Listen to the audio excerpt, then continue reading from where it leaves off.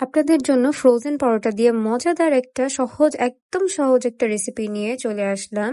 প্রথমে একটা বাটিতে ডিম নিয়ে এর মধ্যে কাঁচামরিচ, পেঁয়াজ, লবণ, একটু সামান্য টেস্টিং সল্ট আর গোলমরিচ দিয়ে এটাকে ভালো মতো ফেটে নিতে হবে।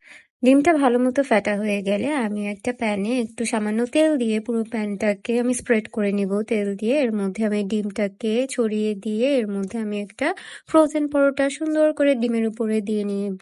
এই পার্টটা যে কি স্যাটিসফাইং। তারপরে ডিমটা ভাজা হয়ে গেলে আমি ডিমটাকে উল্টিয়ে দিব পরোটাটা নাইস করে ভাজার জন্য। পরোটাটা ভাজার অবস্থাতেই আমি এখানে একটু রেড চিলি সস দিয়ে দিচ্ছি একটু খেতে ভালো লাগার জন্য। আর উপরে আমি একটা স্লাইস চিজ দিয়ে দিব যাতে এটা আরো চিজি এবং ক্রিমি হয় আর বাচ্চারা যাতে অনেক পছন্দ করে। আপনারা দেখতেই পাচ্ছেন আমি চিজগুলো উপরে দিয়ে পরোটাটাকে একটা ভাঁজ করে দিয়েছি। চিজগুলো গলে গেলে ভালো মতো এপাশ ওপাশ করে ভেজে পরোটাটাকে আমি একটা প্লেটে নামিয়ে নিব। এটা যে কি মজা হয় খেতে, আর এটা পুরা বলতে গেলে একটা হাই প্রোটিন ব্রেকফাস্ট। আপনার বাচ্চার জন্য তো এটা খুবই ভালো হবে, বাচ্চা বড় এটা সবাই খেতে পারবে। আপনি বিকালের স্ন্যাক্সেও রাখতে পারেন, আপনি সকালের ব্রেকফাস্টেও রাখতে পারেন, বা বাচ্চাদের টিফিনেও এটা দিতে পারেন। মেক করা খুবই ইজি। আসসালামু আলাইকুম।